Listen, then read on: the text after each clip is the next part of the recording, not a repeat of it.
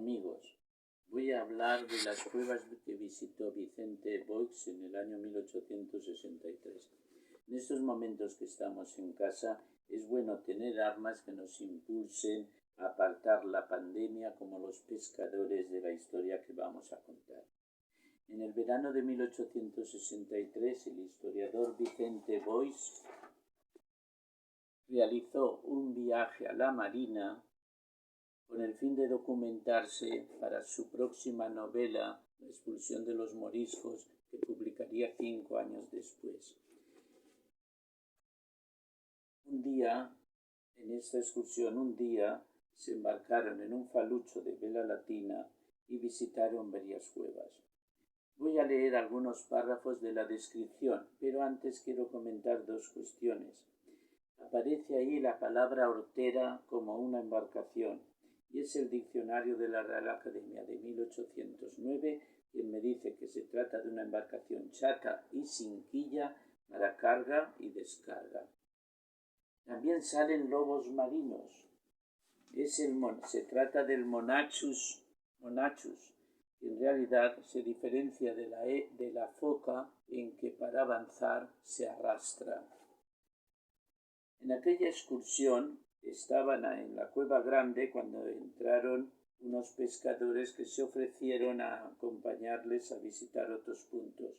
Y nos cuenta Boix: yo fui el primero en embarcarme en aquella barca, ayudando a los viejos cuervos marinos. Pero al ocupar la popa leí con asombro esta inscripción: apártate, mar, que voy a pasar. Al notar esta fiera arrogancia y comparar el lema con la hortera y los dos viejos carontes que la manejaban, solté una exclamación que dejó orgullosos a los dueños del buque. Y empaquetados 5 hombres nos hicimos a la mar, siguiéndonos el falucho. Después de una corta estancia en la Cueva de los Órganos, nos transportó la célebre barca a un canal casi oculto para ofrecernos el gusto de matar algunos lobos marinos que frecuentaban otra cueva. Allí no es posible entrar embarcados.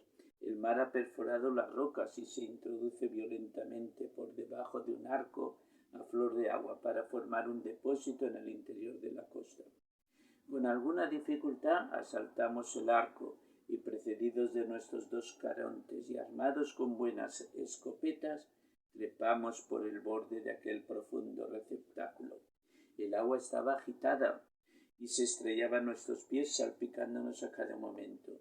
Nuestros carontes se convencieron pronto de que en aquel momento no había lobo alguno, pero no dejaron de sorprenderme los extraños aullidos de los guías, con el objeto de llamar la atención de los lobos si se encontraban en el fondo.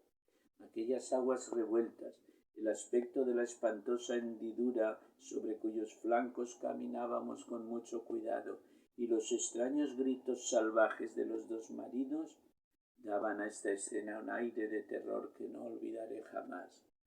Después de inútiles esfuerzos, volvimos sobre nuestros pasos y nos embarcamos en el navío del orgullo, respirando por fin la brisa del mar.